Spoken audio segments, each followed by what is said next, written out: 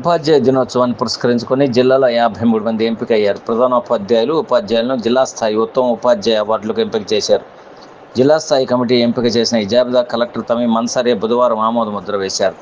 జిల్లా స్థాయిలో ఉత్తమ ఉపాధ్యాయ అవార్డులకు ఎంపికైన వారిలో 18 మంది ప్రధానోపాధ్యాయులు మరియు స్కూల్ అసిస్టెంట్లు, 23 మంది సెకండరీ గ్రేడ్ టీచర్లు ఉన్నారు. జిల్లాలో 60 మందిని ఈ అవార్డుకు ఎంపిక చేయాల్సి ఉంది. వీరిలో 10 మంది హెచ్ఎంలు, 20 మంది ఎస్ఏలు, 30 మంది ఎస్జీటీలను ఎంపిక చేయాల్సి ఉండగా ఎస్జీటీ నుండి 23 మంది మాత్రమే దరఖాస్తు చేయడంతో వారిని మాత్రమే ఎంపిక చేశారు. స్కూల్ అసిస్టెంట్ల విభాగంలో 33 మంది దరఖాస్తు చేయగా వీరిలో 20 మందిని ఎంపిక చేశారు. ఎస్జీటీలకు కేటాయించిన 30 అవార్డుల్లో 23 మంది ఎంపిక చేశారు. హెచ్ఎంల విభాగంలో ప్రకాశం జిల్లా ఉత్తమ ప్రధానోపాధ్యాయులుగా ఎంపికైన ప్రభుత్వ ఉన్నత పాఠశాల కనిగిరి ప్రధానోపాధ్యాయులు గురిందపల్లి సంజీవి ఎంపికయ్యారు. ప్రకాశం జిల్లా ఉత్తమ ప్రధానోపాధ్యాయులుగా ఎంపికైన ప్రభుత్వ ఉన్నత పాఠశాల కనిగిరి ప్రధానోపాధ్యాయులు సంజీవిని అభినందించి గౌరవ శాసనసభ్యులు డాక్టర్ ముక్కు ఉగ్రనరెడ్డి శ్రీనివాసులు మాట్లాడుతూ, టీచర్ వృత్తి ధర్మాన్ని క్రమం తప్పకుండా నిర్వహిస్తే చాలు, విషయంలో మన సార్ గట్టివారు అని అన్నారు. ప్రకాశం జిల్లా ఉత్తమ ప్రధానోపాధ్యాయులుగా ఎంపికైన సంజీవి సార్ మాట్లాడుతూ, విద్యార్థి చక్కగా చదివి అభివృద్ధి చెందితే అంతకు మించిన ఆనందం మరొకటి ఉండదు.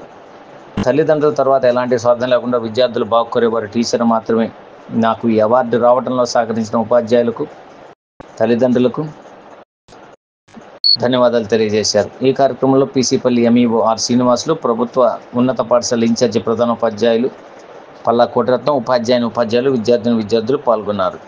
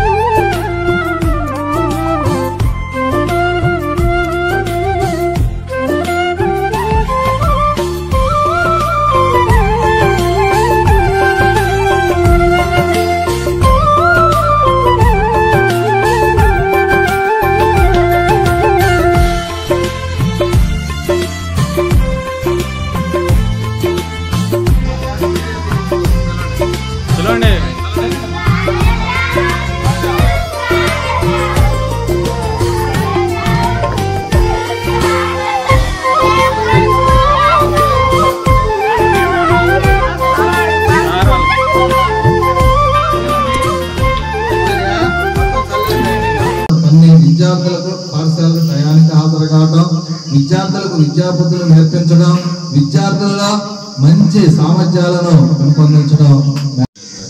శుభాశిస్సులు. ఒక మంచి పాఠశాల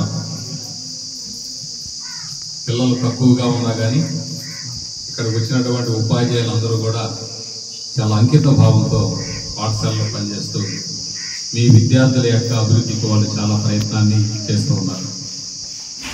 ఎందుకంటే ఒక ఉపాధ్యాయుడిగా వృత్తిలో చేరిన తర్వాత వారి యొక్క బాధ్యత ఏంటంటే విద్యార్థుల యొక్క అభివృద్ధి వారి అభివృద్ధి.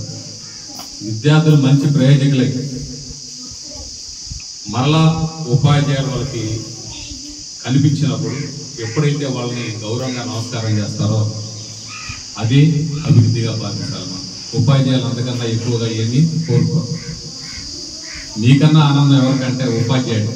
ఒక తల్లిదండ్రికి తన కుమారుడు ప్రయోజకుడయ్యాడు అనే దానికన్నా కూడా ఎక్కువగా సంతోషపడేది ఎవరంటే ఉపాధ్యాయుడు. ఎందుకంటే తాను విద్యాబుద్ధులు నేర్పించినటువంటి ఉపాధ్యాయుడు తన విద్యార్థి మంచి ప్రయోజకుడయ్యాడని చెప్పంటే తను నలుగురు చెబుతాడు, అదిగా పిల్లవాడు నా దగ్గర చదువుతున్నాడు, మంచి ఉద్యోగం చేస్తున్నాడు, ఎంత మారుమూల గ్రామం అయినా కానీ వాడు చాలా చక్కగా మంచి క్రమశిక్షణతో మా దగ్గర నేర్చుకున్నాడు, వాడు చక్కగా నేర్చుకోమని చెప్పినటువంటిది మేము నలుగురు చెప్తాం ఉపాధ్యాయులు.